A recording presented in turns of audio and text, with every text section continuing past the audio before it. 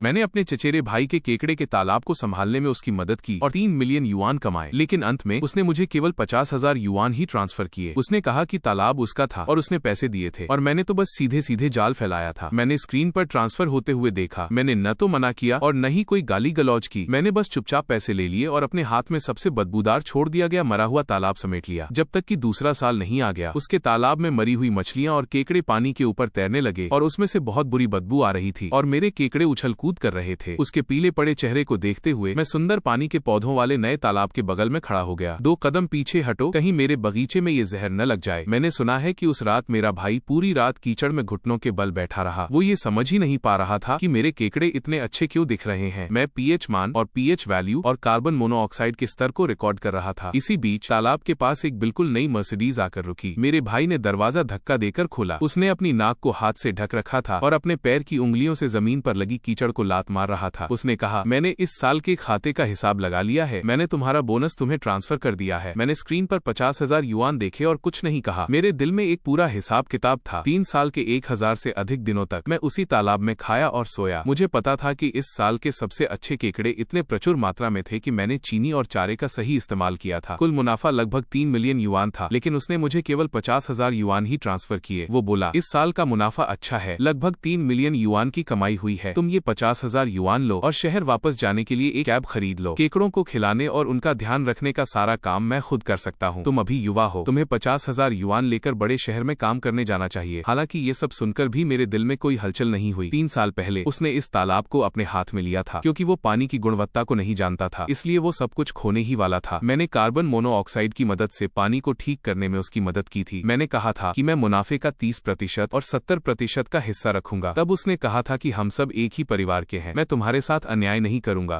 इस समय भी मुझे गुस्सा नहीं आया। मैंने रिकॉर्ड को अपनी छाती से लगाकर रखा। ठीक है, मैं ये पैसा ले लेता हूँ। भाई ने उम्मीद नहीं की थी कि मैं इतनी आसानी से मान जाऊंगा। उदार, वो दंग रह गया। पैसे लो और आराम करो। मैंने हामी में सिर हिलाया। मैंने दीवार के कोने से फटे पुराने कपड़ों से भरा अपना पुराना बैग उठा लिया। तालाब का पानी बदला जाना चाहिए। याद से किसी को बुलाकर ये काम करवा लेना। मैंने उसकी तरफ दोबारा नहीं देखा। मैं मुड़ा और देर रात की उस शरद ऋतु की ठंडी हवा में आगे बढ़ गया, क्योंकि मुझे अच्छी तरह पता था कि अब मुझ पर कोई पाबंदी नहीं थी। ये केकड़े का तालाब जो अभी सोने का अंडा देने वाले घोंसले जैसा दिख रहा है, आधे साल से भी कम समय में एक बदबूदार नाले में बदल जाएगा। मैं घर नहीं गया। मुझे डर था कि कहीं कोई परिचित न मिल जाए और ये न पूछने लगे कि इस साल केकड़े कितने में बिके और मेरे भाई ने मेरे साथ कैसा बर्ताव किया। मैं गांव की कच्ची सड़क पर चलता रहा। मेरी छाती से लगी वो नोटबुक दूसरों की नजरों में रद्दी कागज का टुकड़ा हो सकती थी, लेकिन वह मेरी 3 साल की कड़ी मेहनत थी। इसी समय मेरा फोन बज उठा। ये भाई ही था जो पारिवारिक ग्रुप में रेड एनवेलॉप पैसे भेज रहा था। वो ग्रुप में इस साल की अपनी कमाई को लेकर बड़ी बड़ी डींगे हाँक रहा था, जिसके पीछे पीछे बाकी सारे रिश्तेदार भी उसकी तारीफ करने लगे। मैंने फोन की स्क्रीन बंद की और गाँव के आखिरी छोर की तरफ चल दिया। वहाँ एक पुराना नीला काला बदबूदार